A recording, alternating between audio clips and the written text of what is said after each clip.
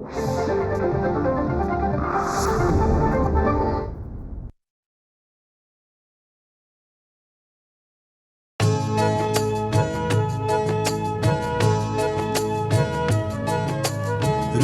स्पंदन ठेवून नाती नूतन नित्य गुंफते ती.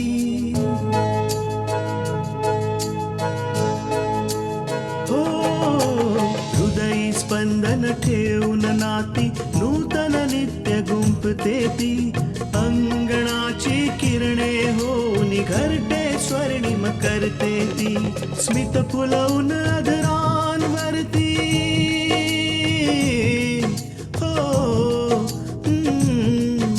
स्मित फुलवून अधरांवरती वेदनेत सुख देते ती. लेक वहिनी आई होऊन जीवन आभा होते ती. सुकन्या सुकन्या सुकन्या आमच्या कन्या. पण नाही, त्याच्या चुका तू आपल्या पदराखाली लपवतेस. ओ थँक गॉड की मी माझ्या मुलांवर तुझी सावली नाही पडू दिली. Thank you ma'am. तुम्हाला समस्यामधून बाहेर काढणं माझं कर्तव्य आहे. तुझ्या हुशारीचं खरं तर कौतुक करायला हवं. अगदी योग्य वेळी योग्य पद्धतीने खेळलास तू. ऐकायला आलं तुला अरेस्ट केलं होतं. अरे मूर्खा, कधीतरी शाण्यासारखं बोलत जा. मी आणि अरेस्ट? No chance. अभिषेक कधी अरेस्ट नाही होऊ शकत. म्हणे प्रिन्सिपल शास्त्रीजींनी तुझ्या विरुद्ध कंप्लेंट केली होती. मिश्राजी, हाच तर तुमचा प्रॉब्लेम आहे. तुम्ही नेहमी छोटे छोटे फायदेच बघता आणि माझी नजर नेहमी मोठ्या ध्येयाकडे असते.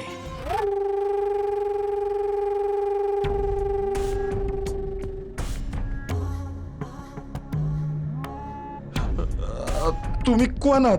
तूच रामदाल आहेस? वय तूच काल ऍक्सिडेंटची कंप्लेंट केली आहेस ना? वय मग ती कंप्लेंट तू आता मागे घ्यायची. तक्रार मागं घेऊ?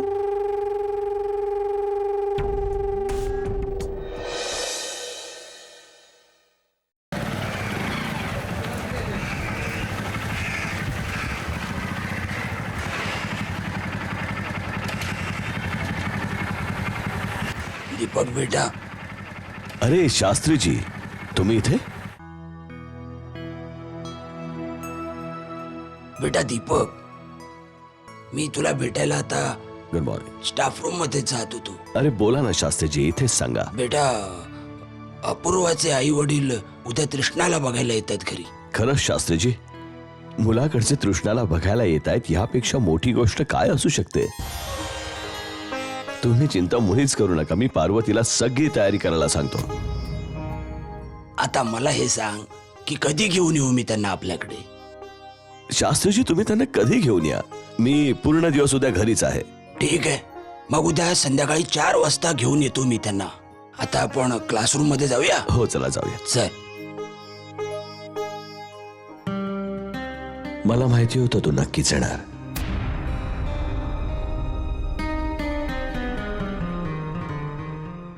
प्रेमाची आग अशीच असते ग. ज्याच्या मनात भडकते ना त्याला कुठेच आराम मिळत नाही. मला माहिती आहे की हे माझं प्रेमच आहे जे तुला माझ्याकडे ओढून आणतंय. एक प्रेमी जेव्हा कृष्णासारखा आपल्या राधेला साथ देतो ना तेव्हा त्याच्या बासरीच्या स्वरावर राधा आपोआप ओढली जाते.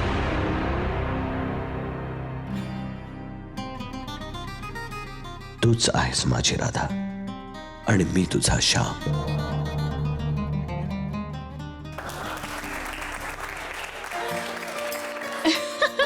Very good Sohan, fantastic. तू तर कमालच केलीस. थँक्यू. खरंच सोहन, तू तर कमालच केलीस. सोहन, आय डोंट थिंक या नाटकाचं हे कॅरेक्टर तुझ्यापेक्षा चांगलं कोणी करू शकेल. आणि मला माहिती नव्हतं की तू एवढा चांगला ऍक्टर असशील. Akanksha, it's all because of you. तू जर मला हा रोल करण्यासाठी इन्स्पायर केलं नसतंस तर मी हा रोल कदाचित केलाही नसता. बघितलंस, आता पटलं ना? चांगला मित्र दुसऱ्यांसाठी नेहमी चांगलाच विचार करतो. जशी जशी तू माझी चांगली मैत्रीण आहेस तशीच जर माझ्या आयुष्यात तू माझी राधा म्हणून आलीस तर किती बरं होईल. सुकन्या आमच्या कन्या.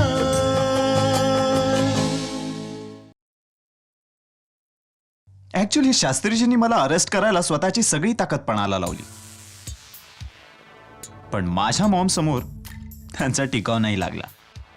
एक गोष्ट तर आहे, तुझी मग मोठी डायनामिक पर्सनॅलिटी आहे.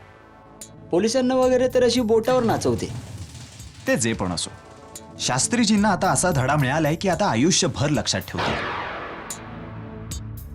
खूप न्याय करत होते ना ते, सगळं आता मातीत गेलंय. प्रिन्सिपल आले. मोठ्या शर्मेची बाब आहे. यावेळी तुम्हाला आपापल्या क्लासमध्ये असायला हवं होतं. त्याऐवजी तुम्ही एका बिघडलेल्या मुलाबरोबर इथे उभे आहात.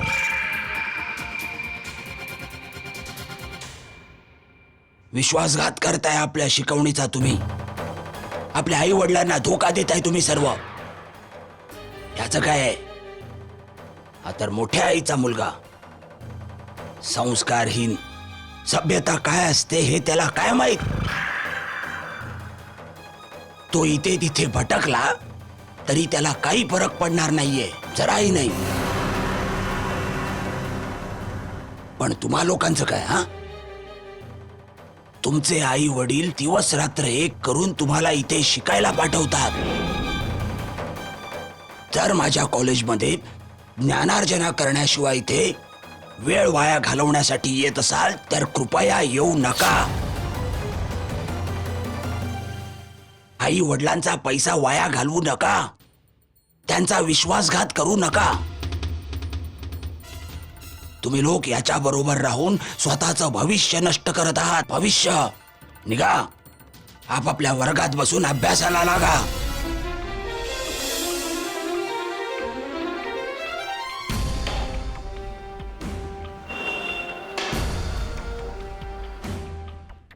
राधा, नाही नाही नाही, मी नाटक लिहू शकते, डिरेक्ट करू शकते, पण ऍक्टिंग करणं नाही, मला नाही जमणार.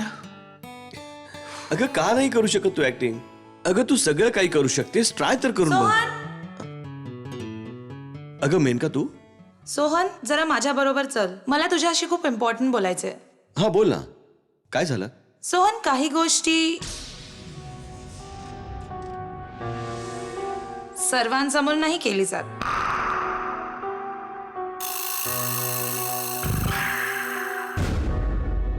मला जे काही सांगायचंय ना ते तू इथेच सांग. इथे कोणच परक नाहीये. सोहन, मी तुला ऑलरेडी सांगितलंय, मी सर्वांसमोर नाही बोलू शकत. तू चल माझ्या बरोबर. पण का? अशी काय गोष्ट आहे? तू आधी चल माझ्या बरोबर. अगं चल. ऐक, ही तर एकदम. आकांक्षा, मला असं वाटतंय की मेनकाला तुझी आणि सोहनची फ्रेंडशिप अजिबात पसंत नाहीये. अगं, असं का बोलतेस तू? मी तर असं कधीच नोटीस नाही केलं. पण मी नोटीस केलंय, जेव्हा पण तू सोहन बरोबर बोलत असतेस तेव्हा कोणत्या ना कोणत्या कारणाने मेनका त्याला घेऊन जाते. रीमा, आता त्या दोघांचं काय रिलेशनशिप आहे यात मला काय घेणं देणं आहे? आणि या सगळ्याचं तू का टेन्शन घेतेस? आकांक्षा, ती मुलगी सोहनसाठी योग्य नाहीये. अच्छा, मग त्याच्यासाठी योग्य मुलगी कोण आहे? तू सोहनसाठी एकदम योग्य आहेस.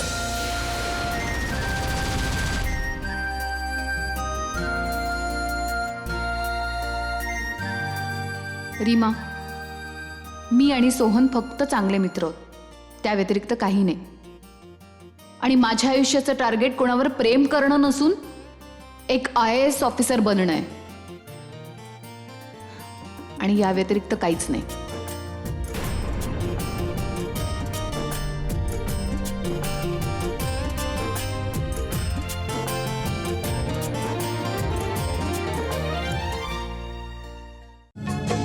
सुकन्या आमच्या कन्या.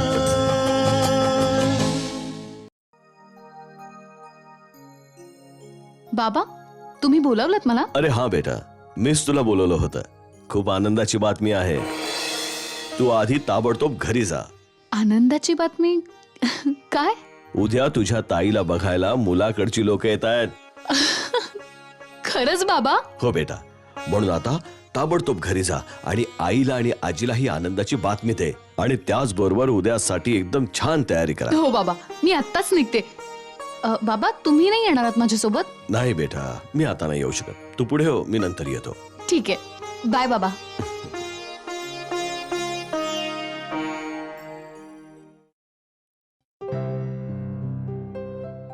काय झालं मेनका? खूप अर्जंटली बोलावलंस तू मला. काय अर्जंट काम होतं? हा ते मी तुझ्यासाठी खूप सुंदर असं गिफ्ट आणलंय. हे घे, तुला हे खूप आवडेल. पण यात आहे तरी काय? यात खूप महाग घड्याळ आहे सोहन. तुला ना हे घड्याळ बिलकुल सूट नाही करत. हे घे, तुला हे घड्याळ खूप शोभेल आणि खूप एक्सपेन्सिव्ह पण आहे. मेनका, मला महागडी गिफ्ट्स घ्यायला मुळीच नाही आवडत. जस्ट ॲज अ फ्रेंड देते सोहन तुला. माझा मित्र आहेस ना तू. मेनका, मी तुझ्या मैत्रीच्या लायक मुळीच नाही. का? कारण मैत्री एकतर्फी नाही, दोन्ही बाजूनी असायला हवी. उद्या मला देखील वाटेल की मी तुला काहीतरी माझ्याकडून गिफ्ट द्यावं, पण मी तुझ्यासारखी महागडी गिफ्ट नाही आणू शकत. आणि माझ्या लायकीचं गिफ्ट तुला नाही आवडणार. त्यामुळे माझ्यासाठी हे गिफ्ट फक्त एक दान असेल. आणि मला दान घेणं बिलकुल आवडत नाही मेनका. I am sorry.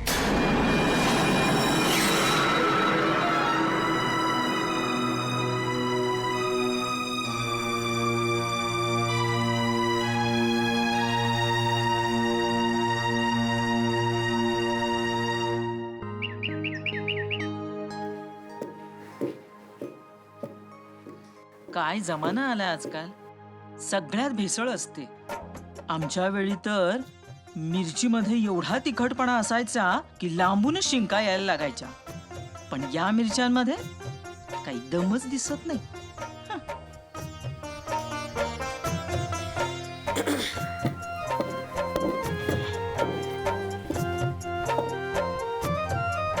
सुनबाई, लोणच्याचा मसाला कुटल्यानंतर बडीशेप, ओवा आणि जिरं कढईत भाजून घे. हो हो आई, हे आटपलं ना की मी तेच करणार आहे. बडीशेप, जिरं आणि ओवा भाजल्यानंतर लोणच्यात टाकल्यामुळे लोणच्याला फार छान चव येते.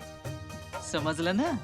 आणि लोणच्यात घालायला जे तेल आणलंय ना राईचं, त्यात खायचं पान टाकून गरम करून घे. हो आई. आणि हो, या मिरच्या पण एकत्र करून डब्यात नीट ठेवून दे. हो आई. तू थांब जरा, तू थांब. अगं, इकडे ये. आकांक्षा, तृष्णा, काय चाललंय? तृष्णा, थांब तू इथे. दीदी, अगं कार्ट्यानो, हा काय गोंधळ चालवलाय?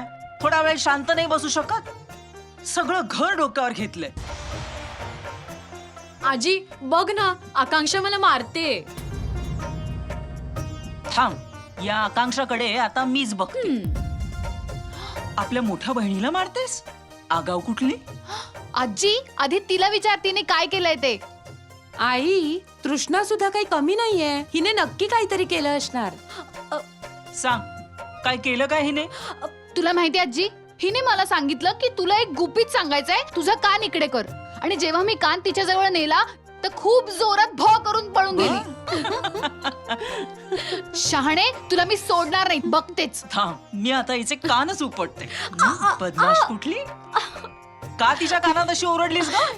हा, तिच्या कानाचा पडदा फाटला असता तर. आजी, अगं माझा कान सोड ना. अगं कान खेचला जाईल, सोड ना. अजिबात सोडू नकोस. अजिबात सोडू नकोस आजी. आणखी जोरात खेच. अरे बाबा, नाही करणार, नाही करणार. सोड ना. निर्लज्ज कुठली? अगं आता तरी सुधार. लग्न होईल ना तुझं आता? आणि लग्न होऊन जेव्हा सासरी जाशील तेव्हा तिथे सुद्धा हे अशीच दंगामस्ती करशील का ग? मोठी तर झालीस, पण तुझ्यातला पोरकटपणा काही गेला नाही अजून. सुकन्या आमच्या कन्या. निर्लज्ज कुठली? अगं आता तरी सुधार. लग्न होईल ना तुझं आता?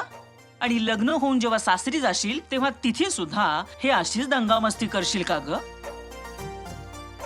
मोठी तर झालीस पण तुझ्यातला पोरकटपणा काही गेला नाही अजून. आई तुम्ही बघाच, हिचा बालिशपणा कधीच जाणार नाही. सासरी जाऊन सुद्धा सगळ्यांच्या नाकी नऊ आणेल. माझी एक गोष्ट कायम लक्षात ठेव, जर मोठ्यांचं ऐकशील ना तर सासरी गेल्यावर आनंदात राहशील, कळलं? आजी, हिला तुझ्या शिकवणीची काहीच गरज नाहीये. ही स्वतःच आजी आहे. तू तुझं तोंड बंद कर. तुला कोणी विचारलंय? बेटा, मी तुला फक्त हेच सांगतेय की उद्या जेव्हा तुला मुलाकडचे बघायला येतील ना तेव्हा त्यांच्या समोर जास्त बडबड करू नकोस. त्यांच्या प्रश्नांची उत्तरं हो किंवा नाही मध्ये फक्त मान हलवूनच दे. जास्त बडबड करू नकोस. त्यांना वाटलं पाहिजे की तू एक सुसंस्कृत मुलगी आहेस. कळतंय ना तुला? शांत राहणं हाच मुलींचा दागिना असतो. पण आजी, जर ताई अशी शांत बसून राहिली तर जीजू हिच्याशी बोलणार कसे? त्यांना तर असंच वाटेल ना की ताई मुकी आहे. देव जाणे कसला जमाना आलाय. आमच्या वेळेला नाही हो कोणी असे आमचे चोचले पुरवायचे, मुला मुलींना भेटवण्याचं वगैरे. आजी, मग तुमच्या वेळी काही मुलं मुली एकमेकांना बघत नव्हते? बिलकुल नाही. आमच्या वेळेला हा असला निर्लज्जपणा नव्हता हो. अय्या, म्हणजे एकमेकांना बघितल्याशिवायच लग्न करायचे? आमच्या जमान्यात तर फक्त कुटुंबातले लोकच मुला मुलींना बघायचे. हा असला बेढंगपणा थोडीच व्हायचा जे आजकालच्या जमान्यात होतंय. ए आजी, ऐक ना, मला एक गोष्ट सांग. जेव्हा तुझं लग्न ठरलं तेव्हा तुला आजोबांना बघावंसं नाही वाटलं?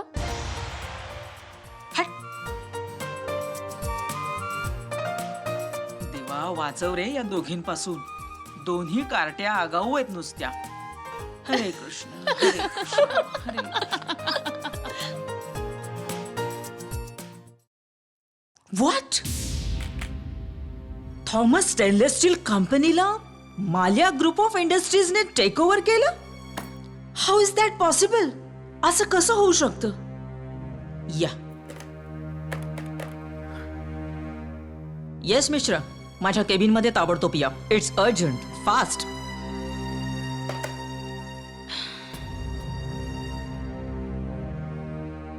येस मॅडम, काय झालंय? बसा. तुम्ही थॉमस स्टेनलेस स्टील कंपनी बद्दल ऐकलं? हो मॅडम, त्या कंपनीला माल्या ग्रुप ऑफ कंपनीने टेक ओव्हर केलंय. आजचीच न्यूज आहे. थॉमस स्टेनलेस स्टील कंपनीचे शेअर्स आता पूर्णपणे ढासळलेत. जर का तुम्ही कंपनीचे सर्व शेअर्स घेतलेत तर एका महिन्याच्या आत तुम्ही कंपनीच्या 60% मालकीण व्हाल. मल्लिका थापरला बिझनेस शिकवायची गरज नाही. मी तुला समोर बोलून 2 शब्द काय बोलले? तू स्वतःची लायकी विसरलास? या खुर्चीवर मी अशीच नाही बसले आणि तू आम्हाला अशा कंपनीचे शेअर्स घ्यायला सांगतोय जे लोकांनी अगदी कवडी मोलाच्या भावाने विकले. अशा जहाजात बसायला सांगतोय जे लवकरच रसातळाला जाणार आहे. Now just leave from here. हे कसं होऊ शकतं? एक मल्टी स्टार कंपनी एका साधारण कंपनीला टेक ओव्हर करते? हा निर्णय योग्य आहे मिश्रा? मॅडम, समजत मलाही नाहीये. एक बुडालेली कंपनी जी फायनान्शियली क्रायसिस मध्ये आहे आणि त्यांचे शेअर्स इतके खाली आले आहेत, अशी कंपनी माल्या ग्रुप ऑफ कंपनीने का टेक ओव्हर केली मला तर कळतच नाही. It's a game Mishra, it's a game. इतकी मोठी कंपनी एका मामूली कंपनीला टेक ओव्हर करते याचा काय अर्थ असू शकतो? याचा अर्थ त्या कंपनीच्या कवडीमोल शेअर्सची किंमत करोडोंमध्ये बदलणार आहे. Yes, this is the point. याचा अर्थ अपूर्व खूपच ब्रिलियंट माणूस आहे. तो फार दूरवरचा विचार करतो. आय वॉन्ट टू मीट हिम. कुठे आहे तो? त्याचं काहीतरी अर्जंट काम होतं. कुठे गेलाय? म्हणत होता की कुठल्या अर्जंट कामासाठी फॅमिली बरोबर जायचंय.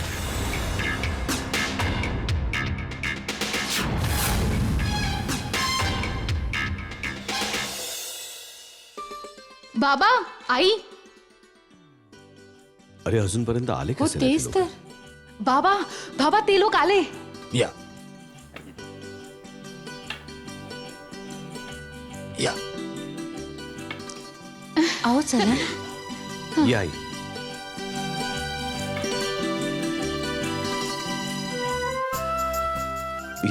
या तुमचं स्वागत आहे. भुवनजी, हे दीपक वर्मा कुटुंब प्रमुख, तृष्णाचे वडील. या आहेत त्यांच्या आई, या आजी आहेत, आणि ही आहे लहान बहीण आकांक्षा. आणि दीपक हे भुवनेची आहेत, आणि ही अपूर्वची लहान बहीण.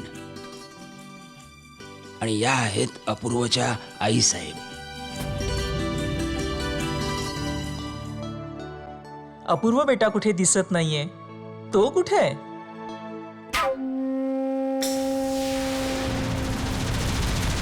आणि हे आहेत अपूर्व.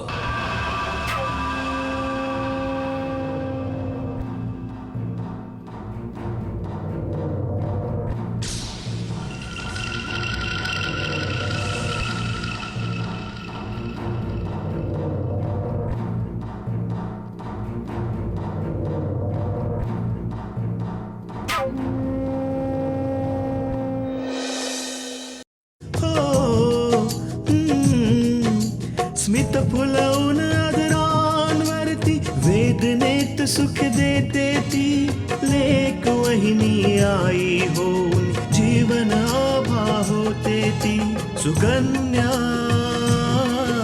सुकन्या सुकन्या आमच्या कन्या.